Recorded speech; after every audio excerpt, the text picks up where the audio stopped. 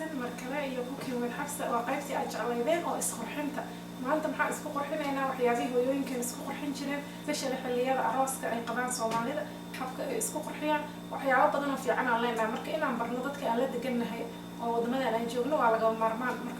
marka maanta waxaan isku dardaray alaabtan aan idin tusi doono oo ka kooban timir, huruud, caano iyo olyoliivada marka haddii aad tahay dadka maaragtay nabraha kasoo baxaan ama dadka korkooda saliidda leeyahay oil skinka ah olyoliivada waxna ha ku darin saliidda ka daa laakiin waxaa isku karkaraysaa caanaha, huruudda iyo timirta intaas markaa si fiican isugu karkarisa ay baaba'aan dhalinyaro koob yaroo fiican oo daboolan ku shubo marka aniga yaraa marka waxaan xasuustaa hooyada iyo saaxiibadeed oo alaabaha inta isku qastaan ismariya casirkii daangadooda dubta baashaalo meeshaasaa baashaal meeshaas baashaal iyo casriyo horta yaale qofkii xasuusta ma ahan waxa deertaan dad kale aan ka koobiyeynayno waalidiinteen waa yaqaaneen sida isku qurxiyaan way yaqaaneen sida u labistaan way yaqaaneen sida maaragtay fikirkooda ay uga taxadiraan oo ay xataa dietkooda ay u controlaan way yaqaaneen maxaa yeelay gabdhaha Soomaaliya waa weedeen gabadha dhexdeeda inay yar tahay ay ahayd haysa cayilnayn Soomaalida dhexdooda way yaray maasha Allah skinkooda uu qurux badnaa marka insha Allah sidii oo kale waa sameyn karnaa hooyooyinka waxyaabo badan oo uga daysan karno ay leeyihiin maasha Allah ilaahay jannada ha geeyo marka maadaama ay Mother's Day tahay waxaan uga faa'iideysanayaa fursadan inaan idin soo bandhigo waxyaabihii hooyooyinkeen ay samaysan jireen xasuustaan hooyada gabdhaha walaalaheed dhaleen markii la aroosayo xaafadda la keeno week dhinaca alaabtaan la marin jiray oo maaragtay korka si fiican looga shaqayn jiray gabadhaas marka insha Allah alaabtaan hadda aroosar tahay qaso firijeerka gasho week dhan ismari marka waqti u heshaba ismari isku dhaqo musqusha laga habeenka hadda ku jiifan karto ku jiifo waxna ma kaa dhibaysa insha Allah special korkaaga dhan marin kartaa meel kasto marka ka faa'iideyso waa kana wax maaragtay aad xabbi ku noqon karto aad dhigi karto ilmahaaga waa kana Somali women sida isku qurxiyaan tani waa sirtii hooyooyinka Soomaalida iyo sida ay isku qurxin jireen siska garee wixii tala iyo tusaale aan nala soo socodsiiyay waxaa waaye meeshaan aan kusoo qoray waxyaabaha aan isku dardari doono dad ajnabiga iska fiirsada cajaladaha marka waxaa isleeyahay uga faa'iidee sirta Soomaalida banaanka soo dhigan isku qurxin jirnay waxyaabaheena maaragtay inaan dadka barno cuntooyinkeena waxyaabihii fiicneen oo aan lahayn waa laga maarmaan qof inuu sameeyo ahayd marka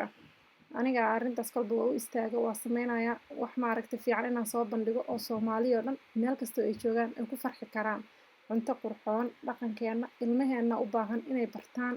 oo xaqay u leeyihiin meeshaas waxyaabahaas ay TV-ga ka arkaan oo wadankaas balada laga soo sheegayo maanta oo dhan intaas kaliya maaha sheekadan intaas waa ka badan tahay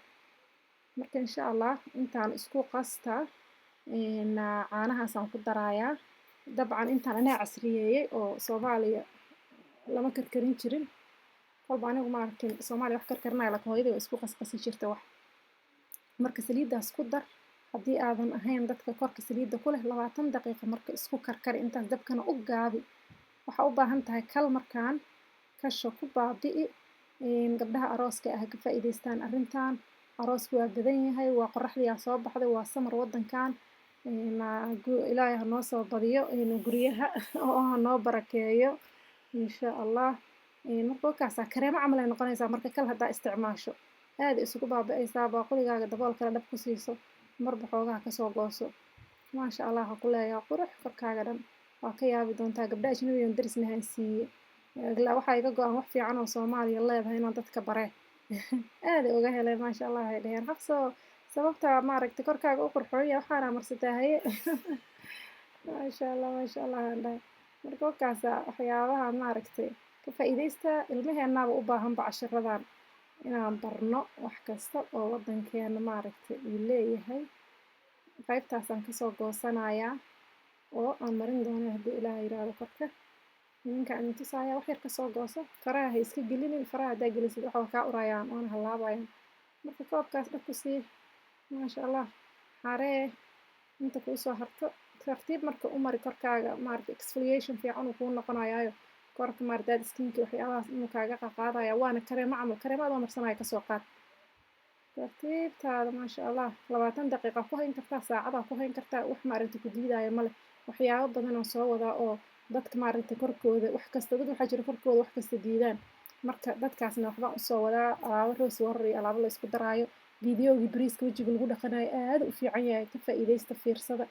maanta maadaama ay Mothers Day tahay oo maalintii hooyooyinka tahay waddanka aan joogno North America waxaan is iri bal wax hooyo lagu soo xasuusan karo hooyooyinkii waxyaabihii ay samayn jireen